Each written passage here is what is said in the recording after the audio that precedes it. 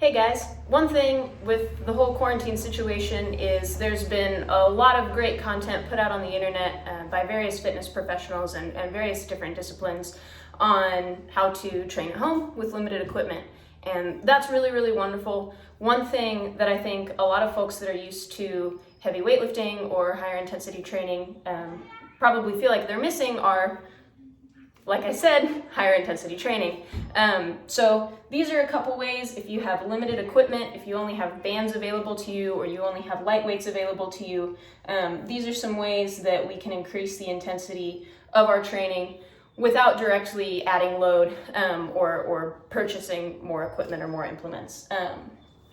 So we're gonna go over all 8 of these, kind of a brief overview, and then throughout the week I'll be putting up videos kind of explaining, more further elucidating each method and how it works and why it works, some of the science behind it, and a couple different ways you could apply it.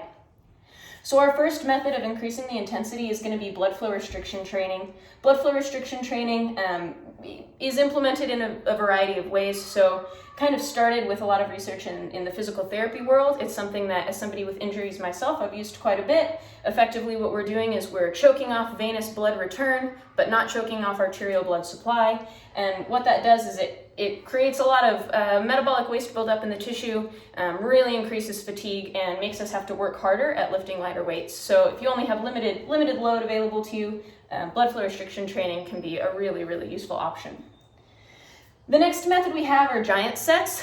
My first personal favorite way to do giant sets is to use 3 exercises for a particular muscle group, doing them all consecutively, and picking those exercises based on the length that the muscle is in those different positions. So for example, if I'm going to do a giant set for bicep curls, I may do an incline bicep curl so that my arm's behind my body and my bicep is lengthened, a conventional standing bicep curl, which is just kind of that mid-length range of motion, and then a bicep curl variation where my arms are out in front of my body, so a high cable curl or a preacher curl or something like that where the position's fully shortened.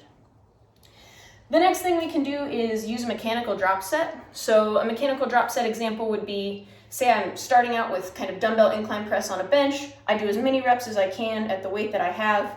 I decrease the decline of the bench by 1, so I'm laying down a little bit more, making it a little bit easier. I get as many reps as I can, and we go all the way until the bench is flat. So your load has never changed, but your positioning has gone from a slightly weaker position to a slightly stronger position, allowing you to kind of pump a lot of volume out with those lighter weights.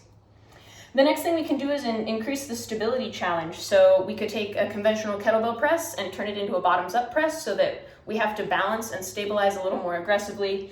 Lots of ways to do that with all movements, loaded and body weight. The next thing that we have is long eccentrics. So the eccentric is the lengthening or that stretching under load portion of any movement. So it's when I'm lowering my bicep curl, I'm doing the eccentric. Anytime we increase the length of time that we spend in the eccentric portion of the lift, we increase the intensity. So a lot of research shows that the eccentric is where a lot of muscle damage stimulus comes from. A lot of our training stimulus comes from that, and it creates a lot of fatigue. So a lot of potential for some good training stimulus there. A couple ways to implement that would be to lower yourself to a particular count. I typically keep it between 3 and 5 for a lot of my training. So I might be doing push-ups and lowering myself to the ground on a 5 count and then exploding out, or I may be lowering myself into a squat on a 5 count, or vice versa. The next thing we have is overcoming isometrics. So an overcoming isometric is when we're creating an isometric contraction against something that doesn't move. So if I'm deadlifting an empty bar into the pins on the rack and I'm in that deadlift position and I'm pulling against the pins, but obviously the bar can't move through the pins, so it's not physically moving anywhere, but I'm generating a lot of force. Overcoming isometrics are a way for us to drive up the intensity. If you'd like to learn more about them, I would really recommend Triphasic Training by Cal Dietz.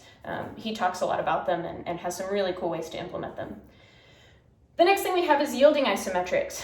The way that I often will involve yielding isometrics, that's when we're in a position that could move. We're holding a position. So for example, if I lower myself into a push-up and I hold that bottom position, I'm hovering above the ground for a 3 count or a 5 count or however long I'm doing it for, that's a yielding isometric, and then I press back out.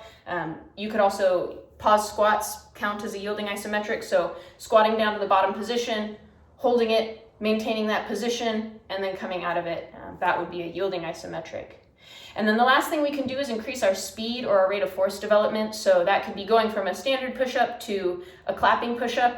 I personally don't like to actually clap because I don't want to break my fingers, but kind of the intent to move very fast with light weights increases that type 2 muscle fiber recruitment. Anytime we're being explosive, even at lighter weights, we're driving up the intensity of the muscle contraction.